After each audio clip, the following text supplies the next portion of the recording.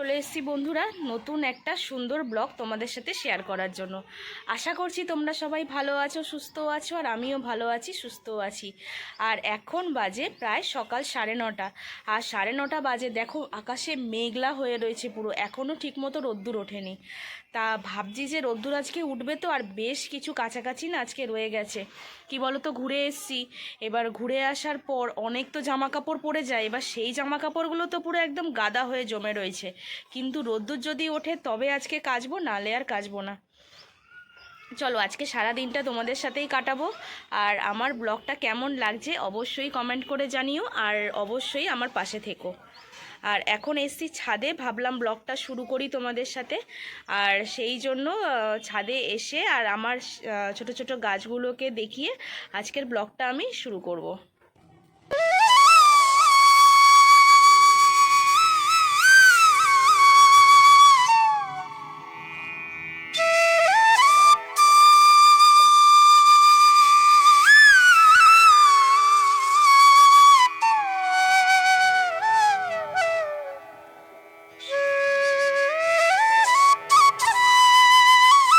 যেই গাছগুলোয় জল দেওয়া ছিল না, গোড়াটা শুকিয়ে গেছিলো, সেই গাছগুলোতেই একমাত্র জল দিয়েছি, আর বাকি কোনো গাছে জল দিইনি।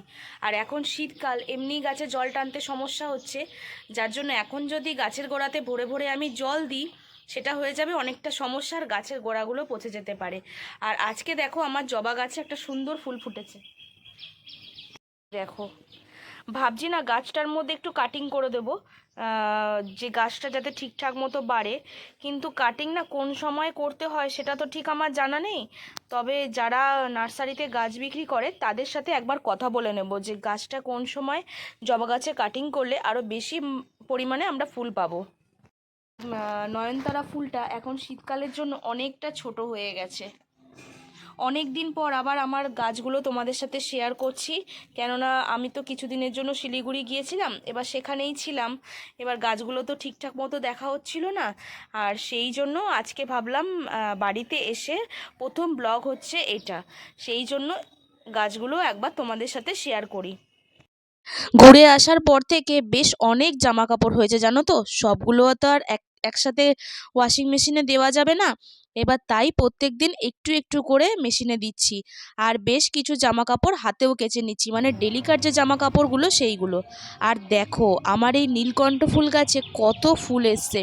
প্রথমে তো গাছটা ভেবেছিলাম মরেই যাবে, হয়তো বাঁচাতে পারবো না, কিন্তু এখন দেখছি ছোট ছোট বেশ সুন্দর সুন্দর পাতা গজিয়ে গাছটা আবার বেশ ভরা ভরা হচ্ছে। আর দেখেও কত ভালো লাগে, তাই না বলো? মনে হয় বাঁচাতেই পারবো না, কিন্তু এখন দেখছি গাছটা সুন্দরভাবে বেঁচেও গেল, আর এখন গাছটায় সুন্দরভাবে ফুলও দিচ্ছে।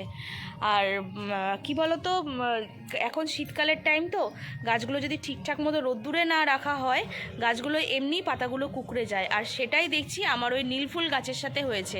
যখন ব্যালকনিতে রেখেছিলাম তখন দেখছিলাম না গাছটা একেবারেই ঠিকঠাক মতো রোদ না পেয়ে না গাছের পাতাগুলো পোকা লেগে যাচ্ছে, গাছের পাতাগুলো খারাপ হয়ে যাচ্ছে। কিন্তু এখন যখন দেখছি ছাদে নিয়ে এসে সুন্দর সুন্দর ছোট ছোট কচি কচি পাতা বেরোচ্ছে, আর দেখে এতটা ভালো লাগছে যে বলার মতো না। চলো আবার কিছুক্ষণ পর আসছি, আর সাথে থেকো, অবশ্যই ব্লগটা কন্টিনিউ করো, দেখতে থেকো। আর জানো তো সকালবেলা ঘুম থেকে উঠেই এই ব্যালকনির দরজাটা আর খোলা হয় না, একটু ঠান্ডা ঠান্ডা থাকে, তারপরে কুয়াশা থাকে। যখন রোদ্দুরটা ভালো করে ওঠে তারপরে গিয়ে আমরা এটা খুলতে পারি। তাই এখন ভাবলাম ছাদে যখন এসছি তাহলে একবার দরজাটা খুলেই দিয়ে যাই। কিন্তু দরজা খুলে দেখলাম ভালো রোদটা না এদিকে এখনো পড়েনি, আর সাথে কুয়াশাও রয়েছে। আর এদিকে তোমাদের দাদাভাই এখন বেরোবে হচ্ছে শিলিগুড়ির উদ্দেশ্যে, মানে ওর কলকাতায় কিছু কাজ আছে, মানে আজকে মিটিং আছে একটা কলকাতায়, ওখানে মিটিংটা কমপ্লিট করে আবার বিকালের দিকে আছে হচ্ছে বাস, মানে সন্ধেবেলার দিকে। আর ওখানে টোটাল কাজ কমপ্লিট করে একেবারে শিলিগুড়ি যাওয়ার জন্য বাস ধরবে। আর এদিকে এই রিসেন্ট আসলো, মানে আমাকে দুদিন আগে দিতে আসলো, আবার এখন যাওয়া, অনেকটাই হয়রানি হয়, কিন্তু কিছু করার নেই, চাকরির সূত্রে তো বাইরে যেতেই হবে। আর যাওয়ার আগে আমাদের ঠাকুর ঘরের সামনে ও দাঁড়িয়ে আমাদের তারামাকে নমস্কার করে নিচ্ছে, নিয়ে তারপর হচ্ছে নিজের কাজে এগোচ্ছে। জানো তো বেশ কিছুদিন না সুন্দর মতো কেটে গেল শিলিগুড়িতে, মানে 8-10 দিন যে কিভাবে কেটে গেল বুঝতেও পারলাম না। কিন্তু এখানে এসে না মনটা একটু খারাপ লাগছে, কেননা 8-10 দিন ওখানে থেকে এসেছি। আর আমার না খুব ভালো লাগে শিলিগুড়ি জায়গাটা, বেশ হাতের কাছে, চাইলেই পাহাড়ে যাওয়া যায়, একটু কোথাও কাছাকাছি ঘুরতে যাওয়া যায়। সেই তো ছোটবেলা থেকে এইদিকেই রয়েছি, আর এই দিকের আশপাশটা বেশ পরিচিত হয়ে গেছে, সেই জন্য আর এইদিকে নতুন কিছু আর নেই। আর এখানে কলকাতায় যেতে হলে 1 থেকে 1.5 ঘন্টার মতো লাগবে, আর সেই জন্য আর যাওয়াও হয় না। চলো ওকে একটু এগিয়ে দিই, দিয়ে আবার আমি ক্যামেরার সামনে আসছি।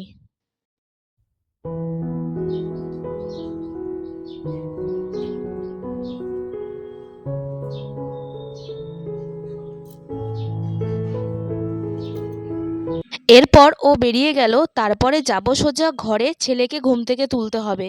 এখন যেহেতু স্কুল, টিউটার টোটালটাই বন্ধ, এখন কি করছে প্রত্যেক দিন 9টা, 9:30 না বাজলে না বাবু ঘুম থেকেই উঠছে না, বিছনাও ছাড়ছে না, জানে পড়াশোনার কোনো চাপ নেই।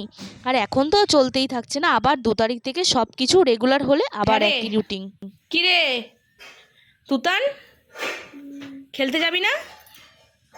হ্যাঁ, কটা বাজে জানিস? দুবার না খেতে পেটে খাবার পড়লে আমি কিন্তু খেলতে পাঠাবো না। হ্যাঁ, ওঠ, কটা বাজে দেখ শুধু। কি রে, এই তুতান, ওঠ ওঠ ওঠ। তারপরে ছেলেকে ওদিকে ধাক্কা দিয়ে তুলে দিয়ে চলে আসলাম নিজে একটু চা খেতে। আসল কথা সকাল থেকে এদিক ওদিক করে একদম চাটা খাওয়া হয়নি, ভাবলাম এবার একটু নিশ্চিন্ত হয়ে বসে চাটা খাই, তারপরে বাকি কাজগুলো সব এদিক ওদিক দিয়ে সারা যাবে। আর কাজ তো আর শেষ হয় না, সব কাজ এদিক ওদিক দিয়ে ঠিক চলেই আসে। তারপরে শাক নিয়ে চলে যাব সোজা হচ্ছে রোদ্দুরে।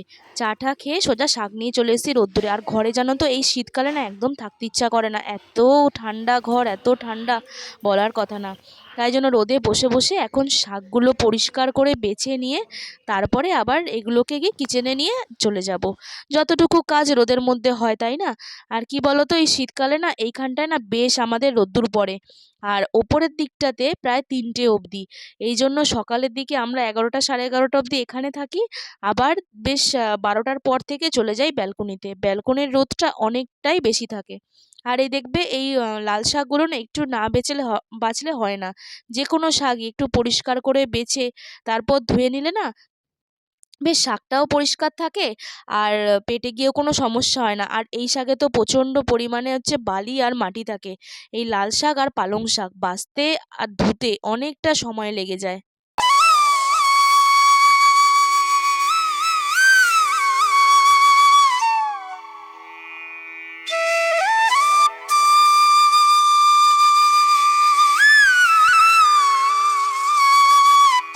শীতের দিনে যতটা তাড়াতাড়ি ভাবি কাজকর্মগুলো সেরে নিয়ে একটু এগিয়ে রেখে তাড়াতাড়ি করে সেরে রোদ্দুরে এসে বসবো, দেখবে শীতের দিন একটু নড়তে নড়তে গড়াতে গড়াতেই দেখবে সময় চলে যায়। যতটা তাড়াতাড়ি ভাবি যে কাজগুলো সারবো, কিন্তু সারা আর হয় না, বেশ দেরি না হয়েই যায়। তারও মধ্যে এখন ছেলের স্কুলটা ছুটি আছে, ওইদিকে টাইমটা অনেকটাই সেভ হচ্ছে, মানে স্কুল থেকে নিয়ে আসতে হচ্ছে না, দিয়ে আসতে হচ্ছে না, টিউশনে দিয়ে আসতে হচ্ছে না। আবার 2 তারিখ থেকে যখন সব শুরু হবে তখন আবার সব কিছু আবার আগের রুটিনে চলে আসবে। আর এদিকে চলে এসছে বাড়িতে অতিথি, মানে জেঠুমনি এসছে বাড়িতে। যেহেতু আজকে 25শে ডিসেম্বর, ও তোমাদের তো বলাই হলো না যে আজকে মেরি ক্রিসমাস। সবাই আজকের দিনটা বেশ আনন্দ করো। তাই ভাবলাম জেঠুমনি যখন এসছে একটু বসে গল্প করি সবার সাথে। আর জেঠুমনি নিয়ে এসছে হচ্ছে কেক। আজকে যেহেতু 25শে ডিসেম্বর, সেই জন্য আমাদের জন্য নিয়ে এসছে বাড়ি থেকে কেক বানিয়ে। কেকটা চলো কিন্তু কেকটা কেমন এখন হয়েছে ওপেন তোমরা করব। কিন্তু কমেন্ট করে অবশ্যই জানাবে। আর খেতে জানো তো বেশ টেস্টি হয়েছিল, মানে বাড়িতে বানানো কেক যে সেটা একদমই বোঝা যাচ্ছিল না। আর আমি জানো তো বাড়িতে একবার বানিয়েছিলাম, কিন্তু প্যানকেক করতে গিয়ে মাইক্রো ওভেনে বেশ অনেকটা শক্ত হয়ে গেছে। জানি না কিভাবে হয়েছে, কি করে হয়েছে, হয়তো কোনো হচ্ছে সমস্যা হয়েছিল, বুঝতেও পারিনি। আর কেকটা খুব সুন্দর হয়েছিল খেতে। আর চলো আজকের মতো ভিডিওটা আমি এখানেই শেষ করছি। ভিডিওটা যদি ভালো লেগে থাকে অবশ্যই লাইক, কমেন্ট করো, শেয়ার করো, আর চ্যানেলটা সাবস্ক্রাইব